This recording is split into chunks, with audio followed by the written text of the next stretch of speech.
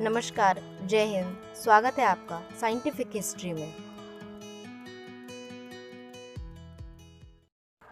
तो आज का हिस्ट्री पॉइंट ये है कि इतिहास के सबसे अमीर आदमी कौन थे। अमेज़न के founder Jeff Bezos modern history के सबसे अमीर शख्स हैं। अगर हम इतिहास के सबसे अमीर आदमी की बात करें तो दौलत उससे भी ज़्यादा है कि कोई अनुमान भी लगा नहीं सकता। इतिहास के सबसे अमीर आदमी का परिचय मनी मैगजीन में कुछ इन्हीं अल्फाजों के साथ शुरू होता है। मंसा मूसा प्रथम के बारे में एक परिचय ये भी है कि वे टिम्बक्टू के राजा थे। मूसा ने माली की सल्तनत पर उस समय हुकूमत की जब वे खनिज पदार्थों खासकर सोने के बहुत बड़े भंडार का मालिक हुआ करता था। ये वो ज़माना था जब पूरी दुनिया में सोने की मांग अपने चरम पर थी। उनका असली नाम मूसा कीटा प्रथम था, लेकिन तख्त पर बैठने के बाद मंसा कहलाया, जिसका मतलब बादशाह होता है। मूसा की लाइफ पर एनिमेशन क्लिप तैयार करने वाले जेसिका स्मिथ के मुताबिक घूमने फिरने में मूसा ने जितना खर्च किया उतनी दौलत शायद ही कोई खर्च करे। उसकी तरह दौलत लुटाना भी आसान नहीं था। काफ़ी समय तक दुनिया को अफ्रीकी राजा की असल दौलत का अंदाज़ा नहीं था।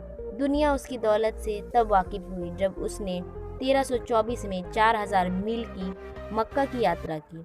वह काहिरा होते हुए मदीना और फिर मक्का पहुंचा था और इस दौरान उसने बेइंतहा दौलत लुटाई। इस सफ़र में उसके साथ 10,000 सैनिक, नागरिक और गुलाम, सैकड़ों ऊंट, घोड़े और बड़ी मात्रा में सोने की मोहरें और ईंटें थीं। मक्का की यात्रा के दौरान मूसा रास्ते में जनता को सोना बांटते जा रहा था। अपने सफ़र के दौरान वो मिस्र की राजधानी काहिरा में भी रुका था। इस दौरान मूसा ने वहाँ के गरीबों पर खूब दौलत लुटाई, जिसका असर ये हुआ कि वो अचानक वहाँ सोने की कीमत गिर गई और मिस्र में करेंसी क्राइसिस खड़ा हो गया। देश को इस हालत से उबरने में 1 साल लग गए थे। मंसा मूसा की इस यात्रा की वजह से उनके दौलत के किस्से यूरोपीय लोगों की कान तक पहुँचे। यूरोप से लोग सिर्फ ये देखने के लिए उनके पास आने लगे कि उनकी दौलत के बारे में जो कहा जा रहा है वो किस हद तक सच है। मंसा मूसा की दौलत जब पुष्टि हो गई तो उस वक्त के महत्वपूर्ण नक्शे कैटलन एल्टस में माली सल्तनत और उसके बादशाह का नाम शामिल किया गया।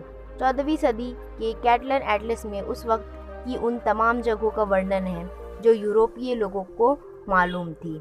उसने अपने साम्राज्य के लिए बहुत काम किया।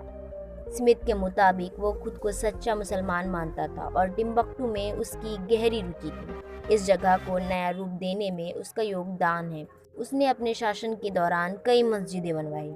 इसके अलावा कई यूनिवर्सिटी, स्कूल और एजुकेशन सेंटर भी खुलवाए।